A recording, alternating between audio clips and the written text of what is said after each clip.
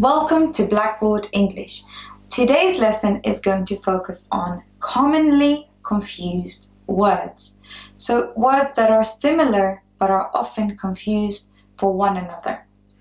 Let's begin. Loose, lose. What's the difference? Loose with an S at the end. So loose and lose. The first obvious difference is the spelling. Now let's talk about the meaning. Loose usually talks about something that is not fitting, so something that is not tight. So for example, let's take a look at my jacket. My jacket is loose fitting. My scarf is tight, but my jacket is loose. There's lots of room and it's not hugging tightly. Now lose is talking about when you lose something. For example, I'm always losing my keys, or I'm always losing my phone, or I'm losing my mind. The second word, wardrobe and cupboard. We store food inside cupboard. It usually has shelves inside, whereas wardrobe, we keep clothes inside. So, cupboard, wardrobe. Now let's look at the third example.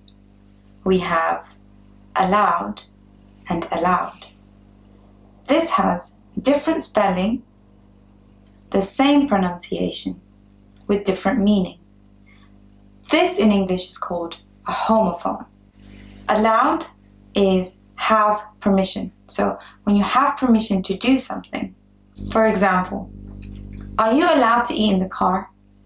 Are you allowed to come in the house with your shoes? The other allowed is when you're asking someone to speak so that you can hear them. Can you read the letter aloud? Can you read the paragraph aloud? Can you read the story aloud? Now let's take a look at the fourth example. Overdue and overdue.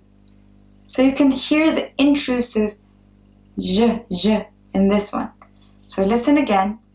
Overdue, overdue.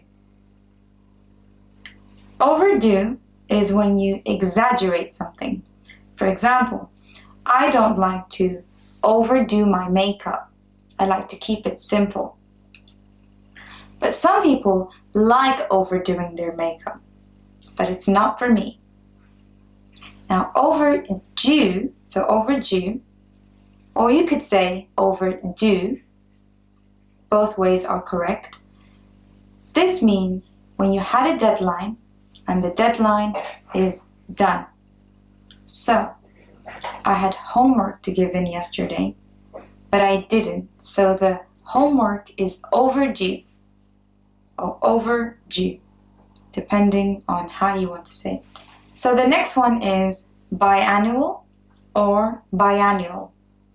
Very similar, but they're not quite the same pronunciation. So listen again. Biannual and biennial. Biannual, biennial. Biannual is 2 times a year. Biennial is every 2 years. So the next one is breathe and breath. What's the difference between these two words? So the first one, breath, is a noun. So if I go, that is breath. Stinky breath. I'm kidding. I have good breath. But the second one is breathe. Breathe, Halima. Breathe. This is a verb. So, breathe. If I tell you to breathe, it means I want you to do something, which is breathe in and out. So it's a verb. But, oh, I have stinky breath. So this is the air that comes out of your mouth. So breath. So, breathe has an E at the end, and breath has no E at the end. Few and less. What's the difference? So Few is countable, less is uncountable. Let's give you some examples. There are a few clouds in the sky. There is less rain now. So the first one, I'm talking about there's only 1 or 2 clouds in the sky. The second example, I'm talking about rain. You can't count rain, so I use less.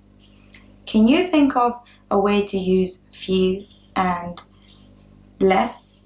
Let's talk about some homework now.